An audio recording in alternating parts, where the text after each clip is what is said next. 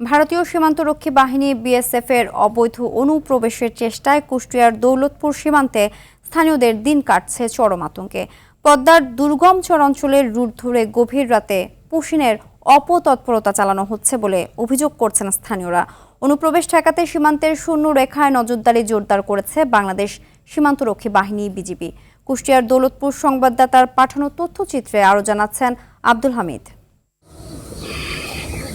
কুষ্টিয়ার দৌলতপুর উপজেলার প্রাকপুর, চিলমারি ও রামকৃষ্ণপুর সীমান্ত এলাকায় পদ্মার বিস্তীর্ণ দুর্গম চরাঞ্চলের সুযোগে প্রায় গভীর রাতে এপারে মানুষ ঠেলে দেওয়ার অপচেষ্টা চালায় ভারতীয় বিএসএফ এর সদস্যরা। ওপার থেকে বাংলাভাষীদের জোর করে বাংলাদেশের সীমানায় ঠেলে দেওয়ার এমন অপতৎপরতায় অতিষ্ঠ সীমান্ত এলাকার সাধারণ মানুষ।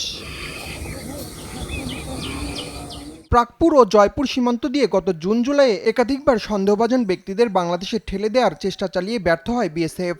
এমন কর্মকাণ্ডে চরম ক্ষুব্ধ স্থানীয়রা। নিরাপত্তার শঙ্কায় বিজিবির সঙ্গে রাতভর সীমান্ত পাহারা দিতে হচ্ছে এলাকাবাসীকে। ভারত থেকে অবৈধভাবে পুশিন করা হচ্ছে, জনগণ পাচার করা হচ্ছে। এটা বাংলাদেশের একজন সচেতন নাগরিক হিসাবে তা আমরা প্রত্যাশা করি না। বিজিবি ক্যাম্পে খবর দিলাম, বিজিবি আবার এখানে চলে গেল, তারপরে এই পুশিনটা বন্ধ হয়ে গেল। এমন একটা এলাকার কানা মানে হাজারে হাজারে মানুষ ভাগিছে এখানে, ও বহু দূরের দূরের মানুষ এখানে নিয়ে আমাদের রাত আর দিন তোলপাড়।